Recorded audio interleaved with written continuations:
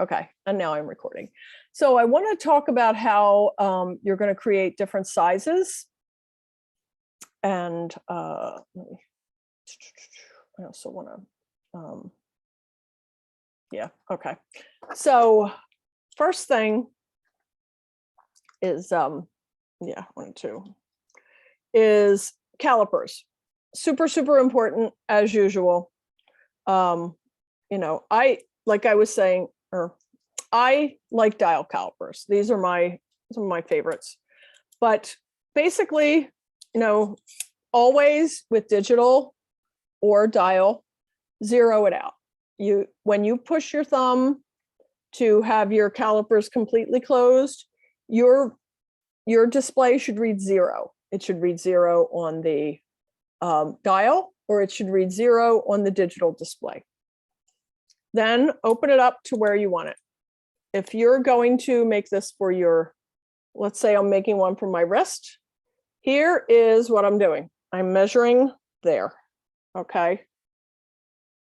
Open up, try it from the other side too. Make sure that it's gonna fit both sides. We've got a few measurements to do here, folks. So now I'm gonna share my screen. We're going to go here to Microsoft Remote Desktop, and I'm reading my calipers. They now say 2.291. All right, I'm going to do a line here, a curve, and I'm going to start that curve from the midpoint. Okay, I'm going to put it 0, 0, 0. Is the midpoint, and the end of the line. All right, so I've got, it was 2.291 is 2.291. Let me grab my calculator and cut that in half. And I do this way because I like to work from the middle. Clear. 2.291 divided by 2 is 1.145. 1.145, enter. And I'm going to hold down the shift key. And there we go. So that's, I'm working from the top here. That's the cross. So now I also want to measure this way, because our wrist is this big. Just like when we did the fingers in CAD I, we do need to have a digital representation of our wrist. So now we need to do the narrow part. It's wide here, it's narrow here. Let's do this. And again, you know, I'm going to take it off and I'm going to slide it in the other side too. Okay, here I have, we are at 1.730. Okay, and this time I'm just going to do a line that's 1.730 is that length. I'm going to hold it there. Okay, we're going to move this. I'm going to make sure my mid snap is on. Yes, it is. Hold on, let me make this bigger. Okay, I'm going to shut off gumball. I'm going to take this, I'm going to move it, M-O-V-E.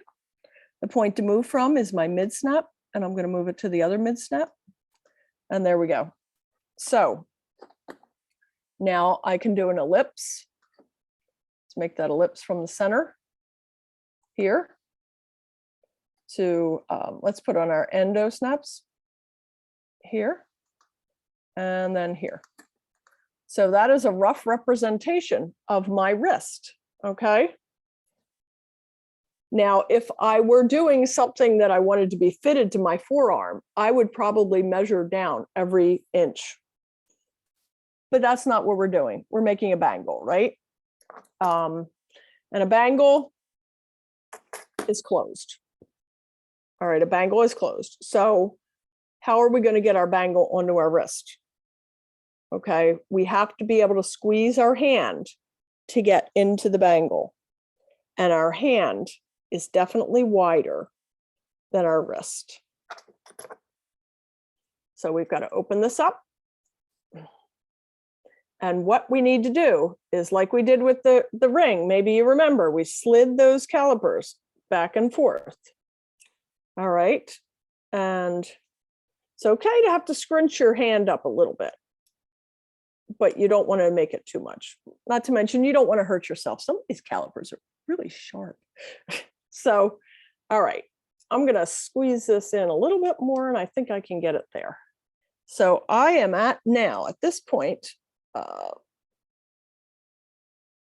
we're at 1, 2, just under 3 inches. I'm at 2.973.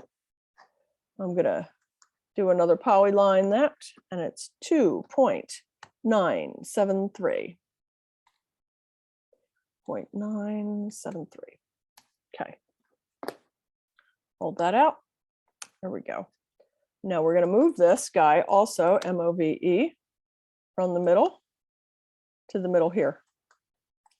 Okay. So this is the diameter of the interior of our bangle right here. All right, so if we create a circle, diameter circle, this is how big I have to have a bangle in order to get it on my wrist.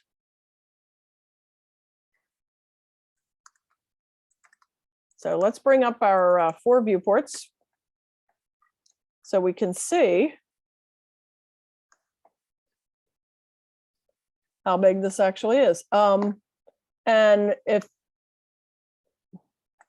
what we're going to want to do is, this is going to be my wrist reference. Sorry, wrist reference. Okay, we're going to go here. We're not going to want that. All right, and we're going to go right, change that object layer, and there we go. So that red is the wrist reference. We can take that off at any point. And then here also is the opening. I'm going to do that in another layer, and I'm probably going to just put them both under a reference layer. But now this is opening for hand. Okay, and that's going to be both of that that curve that I put across the middle and the diameter circle. So here we go. We're going to change that object layer there. All right. And probably what I'll do is I'll make a new layer, and this is going to be just reference. All right. So if any of you guys decide to make a bangle for me, these are my bangle measurements, and I'm going to save these. I'm not saying you should, guys, by the way, please don't. All right, Barb's bangle measurements. Okay. So that's just the beginning of how we would do this, and it's almost already 5 o'clock, and so I probably am not going to get into a full big demo on techniques. But let's just start to think a little bit about, suppose I wanted to create something with SubD. All right, we've got SubD primitives. Let's go with a torus. The center of the torus, we'll put it right here. Oh, by the way, let's lock that reference layer. Okay. And that's the radius there. Let me see. Okay. Oh, yeah. No, that's the middle. I always forget how this torus works. I don't use torus a lot. But let's take a look at what this says here. The SubD torus. Pick a point or enter a radius to decide the size of the base circle. So let's go out to here. And here's where the interior is. Okay. So I've created a SubD torus. Let's go with ghosted here. And I can start to edit that using SubD. Let's get a little bit of a reminder on SubD. So this here is the selection filter. As you probably know, when you go to put in selection filter, it disappeared there. I'm going to repeat and it'll bring it up again. I usually dock my selection filter. When you first put in the command, it often comes up like this.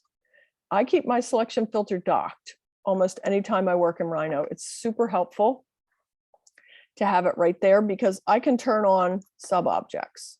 Now, when I turn on sub-objects, notice that the points turn to vertices as well, curves turn to edges, surfaces turn to faces. And what that means is that now in SubD, I can edit those things. So I'm going to turn off curves and surfaces, faces, edges, and I'm just going to use points or vertices. And here's where I'm going to bring up all four viewports so that I can look and make sure that I'm holding down the shift key. And actually, let's do all those vertices right here, here, and here. Remember, if you drag from left to right, anything contained in that square becomes selected. Okay, so now we have these. Let's bring up Gumball.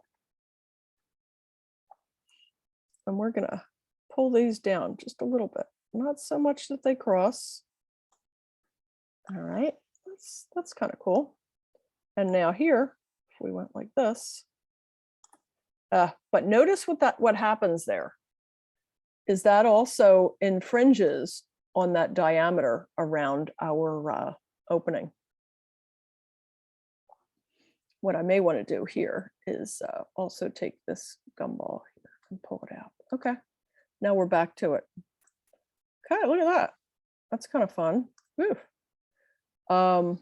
Let's turn back on the curves and the edges and turn off the points and vertices. I like to work with only one type of SubD object at a time. So if I click on this line here and I double click, it selects the entire edge loop. I'm going to hold down shift and I'm going to do it to the other one opposite too. Wait a minute. Why is it not? There we go. So now I got them both. And you can see here in my viewports, I can make it a little bigger. And in some ways, I'm doing something very similar to what I did with the others, right?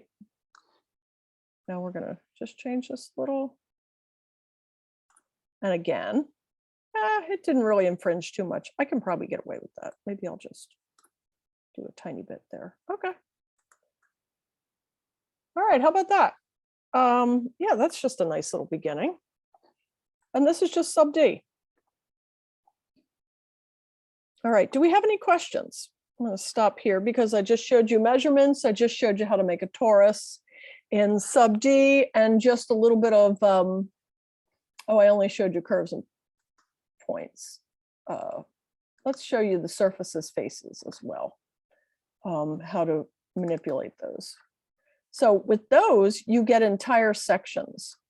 So when we create a surface in NURBS or in regular Rhino stuff, we get these lines on the surfaces and they're called isocurves.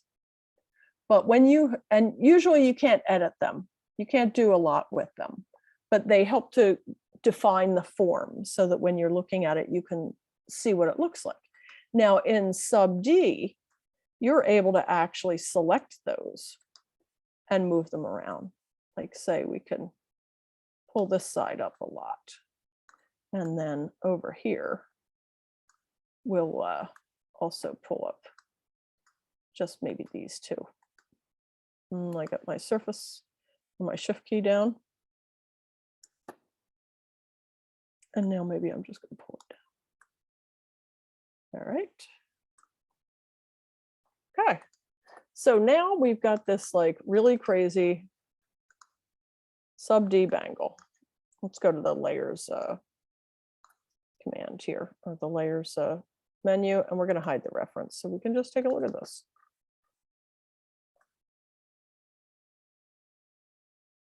All right, let's bring up a different perspective. Let's make it shaded. Okay.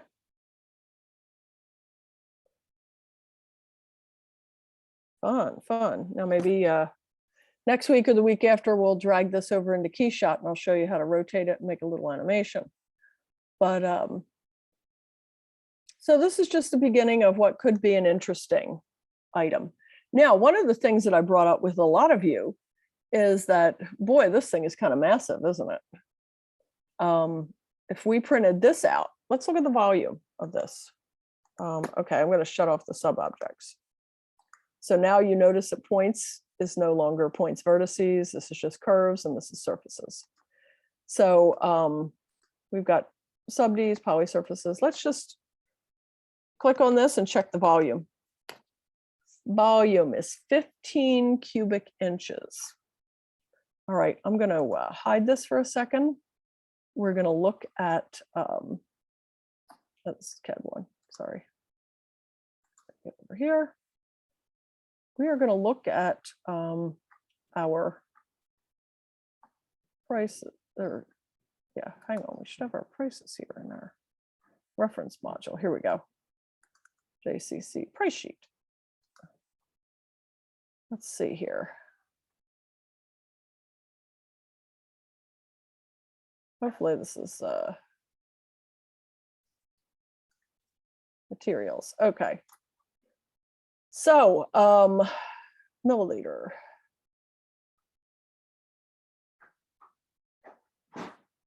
Okay. This is per milliliter. I thought that we had a cubic inch. All right, we need to get a better way of putting the thing together here, because I thought that we could figure out the volume based on that. Okay. All right, we'll skip that then. Let's go back to Rhino.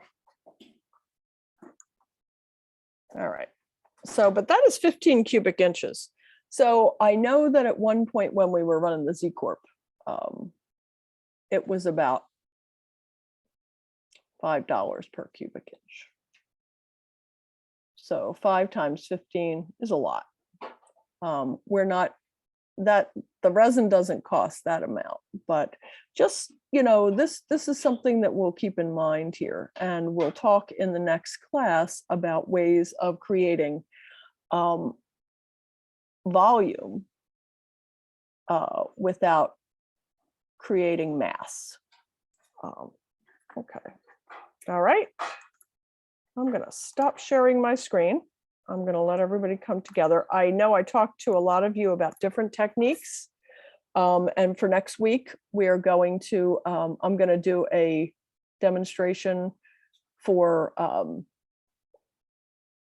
cage edit, which is a fun way of doing multiples and having them making different iterations of a piece that you might make, say a flower, and then you want your flower to get bigger or distorted in a different way, and then you make multiples of them. Cage edit is a good way to manipulate an original. And also the other thing that I want to demonstrate to you guys next week is grasshopper.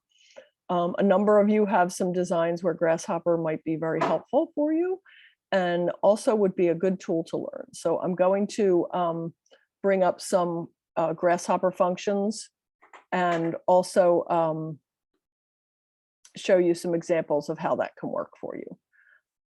And we are at 5:08. We've got just 2 minutes left. Is there anything that anybody would like to ask? Do you have any questions? I know I just gave you a lot of information. We spent a lot of time looking at our sketches, and Yeah. I'd like to see everybody at least spend some time trying to get some of your ideas down in Rhino before next week. We do not meet on Monday. Monday is MLK Junior Day. I hope you're able to, enjoy your day off, do something worthy. And, if you get a chance, play with some of your CAD ideas for the bangle. But no questions? I actually have a question. Great. I was wondering about the SubD courses that Rhino has. I was trying to look up online, like the courses that I'd be able to find, but now I can't find them for some reason. Could you send a link or any, I don't know. Sure. Let me, let's real quick take a look at that. Does anybody else have any questions too in the meantime? Let's go to McNeil. And here we've got Learn. So rhino3d.com is McNeil's main Rhino page. If we go to Learn, there's SubD modeling. And here are a whole bunch of videos and things that you can do in SubD. Okay, there's some mini courses that you can do. Quad remesh, but they have a whole section here. And again, this is Rhino 3D. And then go to Learn. Great question though. And you can see right here, there's a lot of, Rhino 3D, and then there's all these extra other subjects besides SubD. Anything else? That's a great place to spend your time. Rhino3d.com. Look for the Learn option. Okay, well, I won't keep you guys anymore. I'll hang around behind if anybody wants to stick around and have any other questions. But yes, thanks for a great class. I'm glad everybody had good sketches to go. I'm really looking forward to seeing what we're going to do in this project. So, all right, have a great weekend, guys. And we'll see you next Wednesday at 2:40. Bye-bye. Thank you. You're welcome. Bye-bye. Thank Hey, see ya. you. Bye-bye. Okay. All right. Did you have a question, Candace or Joseph? My question was just about my design. Which one would you consider